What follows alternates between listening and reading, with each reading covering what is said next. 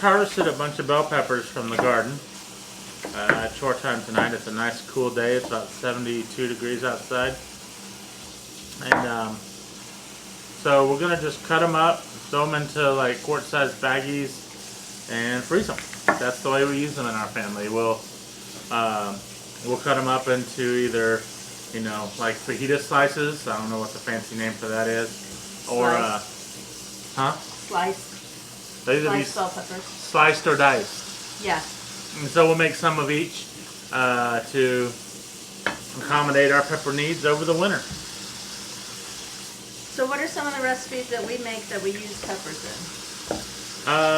Jambalaya, fajitas, rice-a-roni type meals, sausage and peppers, meatloafs, you know, just anything. Yeah, soups, salads. We'll just throw peppers in it. Peppers are like one of our go-to veggies. I would say probably peppers and onions. Oh yeah, both of those. But you know, this is like a staple in our household. We'll just throw it in about anything that's on the stove.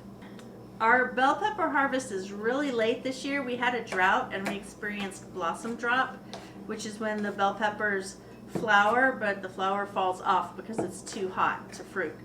So we weren't sure what kind of a harvest we would get. I planted 16 bell pepper plants, and tonight we have our first harvest of 25 bell peppers. There's at least that many more on the plant out there and smaller that aren't ripe yet or aren't ready yet, and then there's flowers still on some of them. So we could be, if we don't get a hard freeze, we could be harvesting peppers for a few weeks. No, the song that was going through my head all summer while we was in the middle of that drought.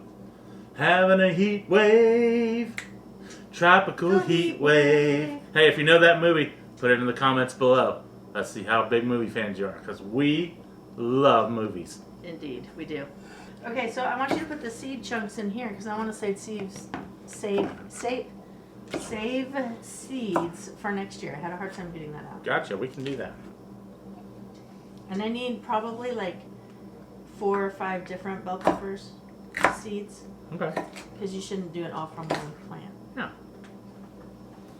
Yeah, we'll pick some of the bigger ones that look like they are nice and sturdy, good genetics. Yep. And we'll build off of that. It's fall, and this time of year can seem just as busy, if not busier, than spring planting time.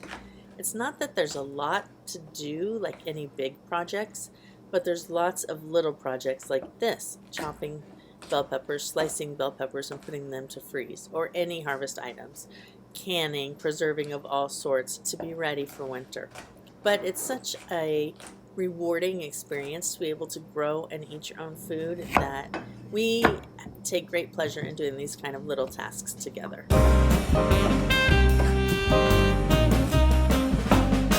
So, some bell peppers have 3 lumps on the bottom. Some bell peppers have 4. Do you know the difference? There's an old farm folklore, or wives' tale, that tells us about that. If you know it, put it in the comments below. And wait till the end. We'll let you know what we think.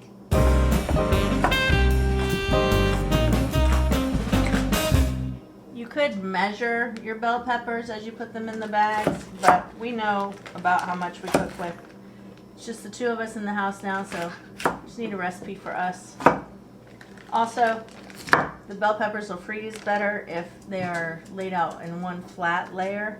So I want to be able to close the baggie and then kind of spread the bell peppers out so I can lay them flat to freeze. Just like this. Click on this video to learn some awesome tips for organizing your upright freezer or your chest freezer. The wives' tale goes like this.